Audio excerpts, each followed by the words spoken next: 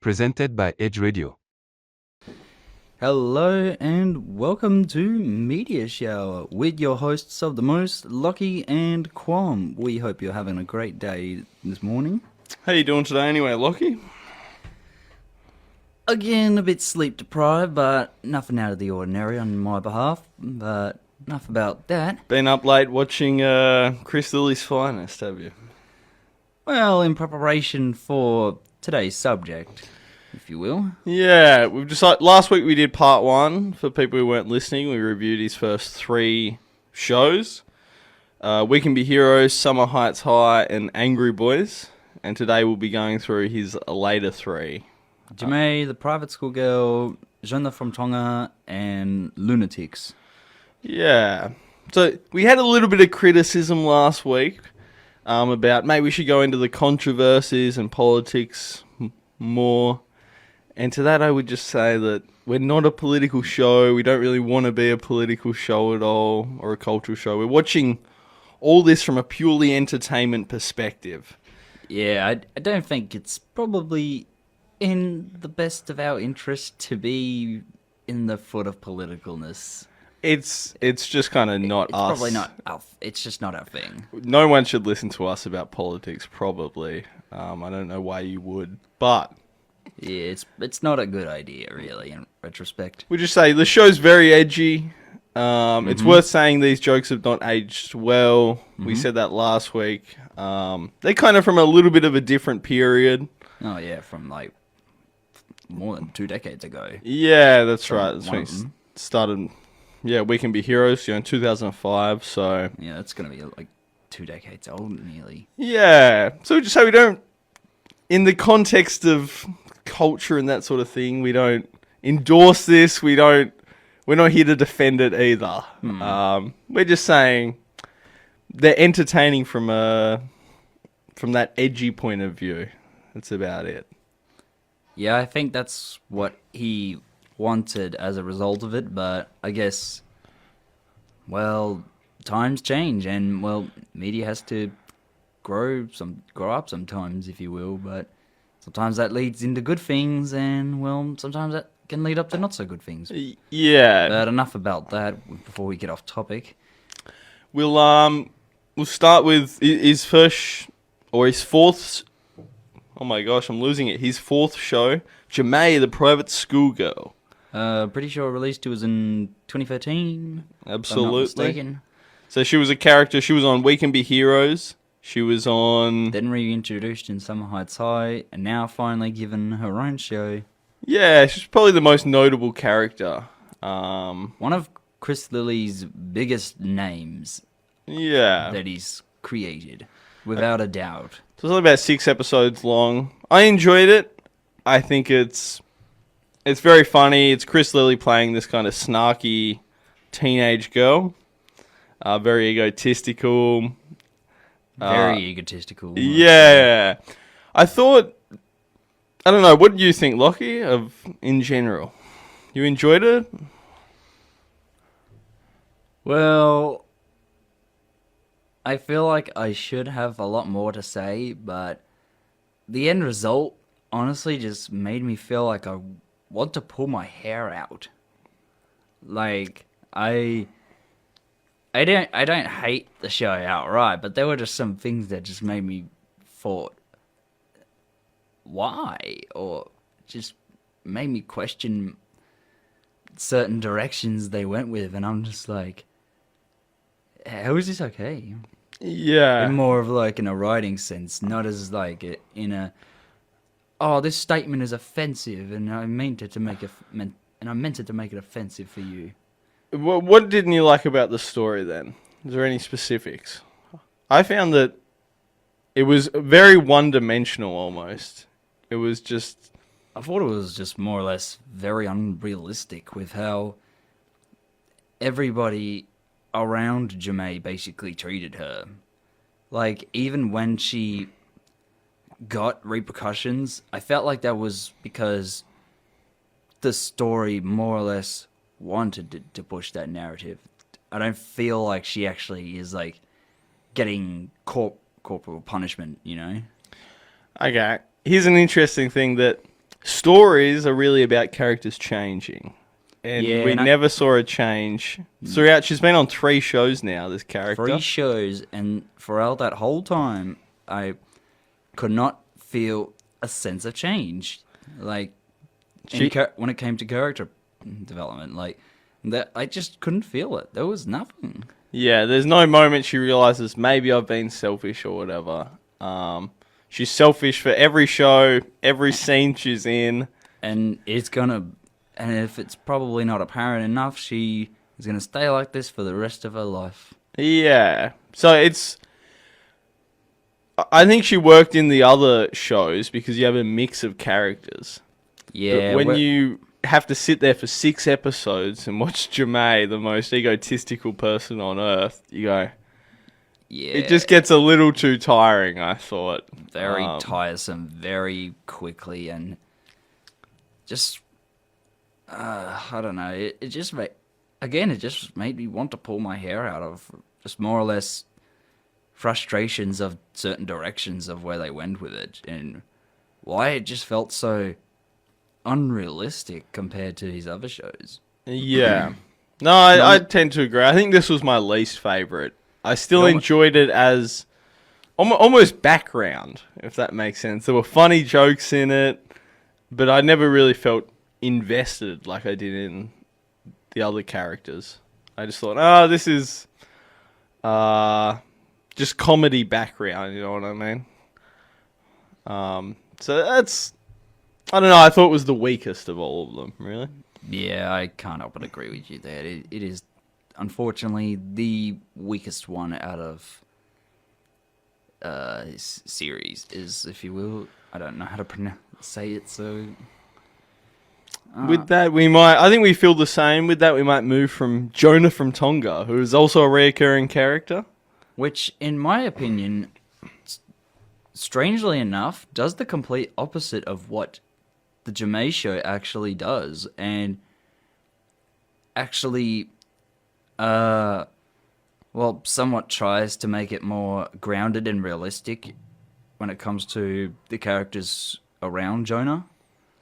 Yeah. Essentially, Jonah, at the end of Summer Heights High, is kicked out of school. And he's immediately sent back to Tonga to live with his family as a form of punishment. But he has now been given the opportunity to go back to a Catholic high school and restart all over again. Yeah, And on the way, he'll have his little brother Moses.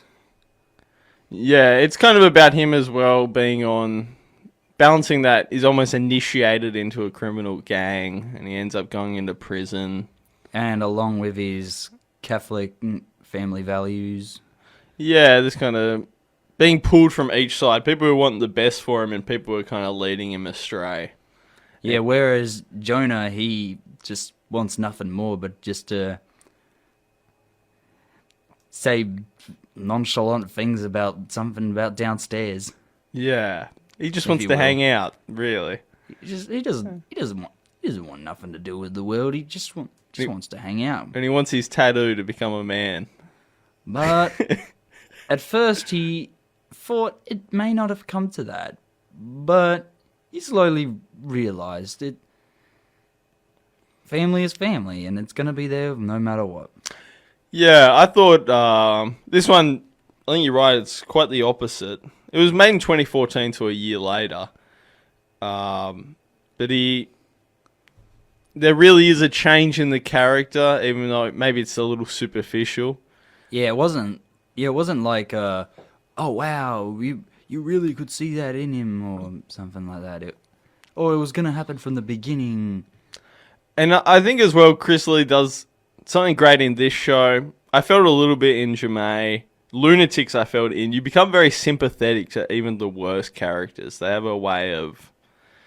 He builds them up and he puts them in a struggle. And you end up feeling sorry for Jonah. I did when he was in prison, even though he deserved it for being an idiot and all that sort of stuff. I thought, damn, that kid... Well, obviously what he did considerably is stupid, but that boy just needed some different type of guidance, that's all. And yeah. More or less one in the right direction. Yeah, it's interesting. I like that. He just chose ones that weren't that good for his direction. You felt Therefore- sympathetic for him at the end? Oh, well, of course, because, well, I don't mean to sound like a purist, but he is, besides Daniel and Nathan, my favourite Chris Lilley character of all time. Yeah. Just because the fact that he felt the most relatable when I first watched him all the way back in high school, because I felt like I could either relate to some of the things he was either going through, because I was an immature high schooler back then, or it was like, oh, I could know someone like that guy. Yeah, I think that it's the last thing you want to do is kind of be at school and listen to their teachers. He's a bit of a troublemaker, and you do empathise with him in that way. Yeah, I can't help but finding it a little bit of empathy for Jonah. Yeah, Even with his worst moments, it's like I couldn't help but feel empathy for him. I really liked it. One of the interesting things about it was that HBO actually helped produce it with the ABC, which I was surprised about, and they produced it and then showed it in America. I think it got a UK release as well. Well, that would have helped worldwide audiences. Yeah, I did kind of think it's. I mean, these shows are still It would have explained the. low budget. I would say they're really filmed only in one location. So to me, I was surprised when I read that it was filmed on HBO. They look good, they look great, but there's only one or two locations they really film on. Well, with Jemay, I felt like there was only a few locations, but whereas something like Jonah, sorry, you've got like a lot more, even though it feels like you've got the main things like the school, his house, and his The original detention place, centre. or the detention center. Yeah. Yeah, I think there's probably a handful, but really I think there's only two or three that primarily they take place in.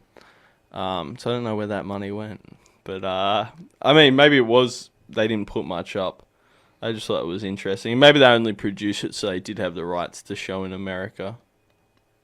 But yeah, Game of Thrones and Jonah from Tonga. Who would have thought? You know. Nobody certainly would have thought the two would have combined. Yeah, that's right. Imagine finishing Game of Thrones and then Jonah turns up on the next time slot. I don't like Game of Thrones, miss. It's not what I want to watch, miss. But yeah, should we move on or? Yeah, I think we'll jump to the last one, which is Lunatics. And Now, with this one,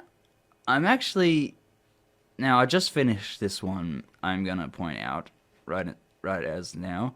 And I'm actually not really sure how I genuinely feel about the show. Like, there were some things that I did find a little amusing to some degree, or, like, sitting down worth being invested for a little bit. But, I don't know, like, there was a bunch of things that, of course, I didn't like, but it was just a little more harder to detail what it is about it that makes me not like it as much as I want to. I thought, I agree. I thought maybe the characters are less relatable. There's an animal psychic. There's a 7 foot who can quote unquote telepathically communicate with animals, and you've got like a 7 foot tall girl who has quote unquote wide legs, and really it's just Chris Lilley dressing up like a lady in stilts, which in hindsight is pretty funny, but as a character it can be interesting, the fact that it's the solar opposite of Jemay. She's not confident, she's awkward, she's quirky, she's more or less like more childish rather than, oh, look at me, I'm the pretty one, you should all respect me type thing. Yeah. Yeah, the bit is, and her conflict is that she's 7'3" on stilts, and everyone looks at her as a bit of a weirdo. But I just can't That's not really a story, you know what I mean? I guess you can turn it into something. I can get what they were trying to go with, but I didn't feel there was much substance, like you said, in the end. Yeah, or you could almost predict it. You say, okay, Yeah, people are gonna look at her like a weirdo. Eventually, she'll learn to love herself. yeah, and it was And almost that's it. inevitable. Yeah, thank you. Yeah, there's not no surprises really. Yeah, it did very felt inevitable. Then you've got a I will say Gavin carried the show. We should talk about him. He plays a teenage boy. He's an Australian teenage boy, and he's going to inherit. He's going to be the next Earl in England of some sort of castle, and so he goes over there and he meets his relatives, and he spends the summer over there. And I thought that was very funny. I think he carries the show heavily. He's a young guy trying to make TikToks and that sort of stuff. yeah. He's predicted as a chubby 12-year-old kid who does nothing more but watch nothing more but late memes and tries to create content for his TikTok, which we cannot say for the life of us. I think he's the greatest character there. A couple others I liked, and there's scenes with the mole that I enjoy. Yeah, there were scenes that I enjoyed with certain characters, but it wasn't enough to give me, like, I guess, upliftness to make me think, oh yeah, I want to see more of these characters. I want to see more of their struggles type thing. I want to see more what they go through type thing. It was like, nah, this is just kind of, I don't know how I feel. Yeah, so it's on Netflix. It was produced by Netflix. Yes, it is. It is still on Netflix to this day. Yeah, we should mention that. Yeah, absolutely.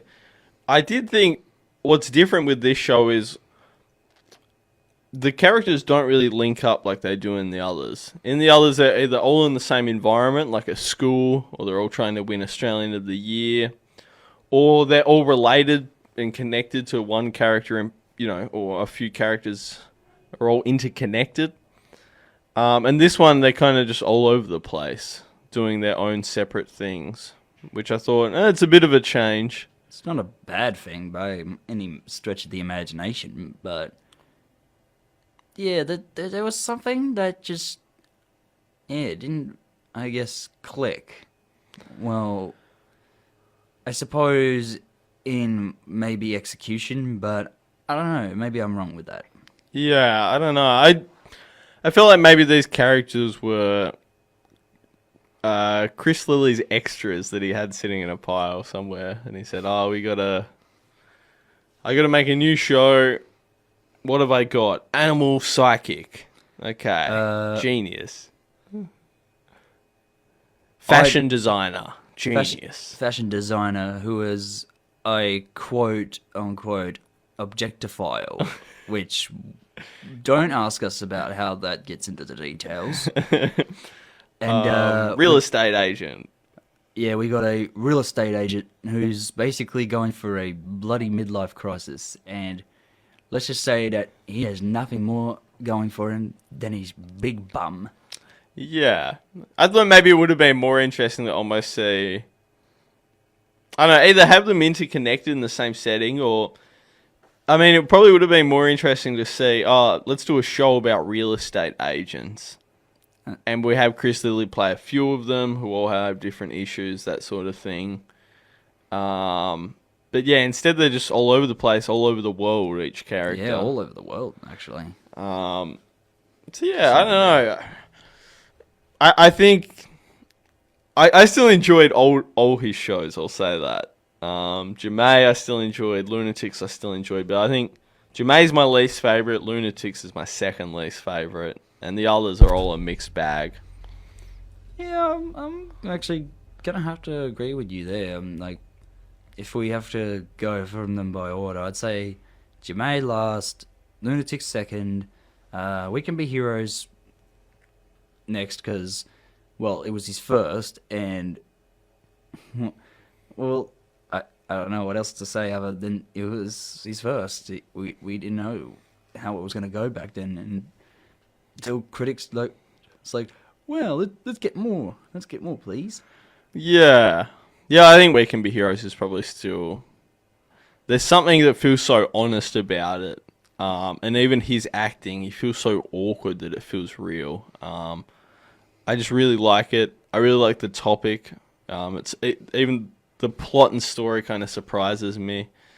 Yeah, I'm just more interested that nobody basically comes up with a similar topic for a show, or at least not to my knowledge, which is kind of interesting. Yeah, absolutely. We'll probably have to wrap up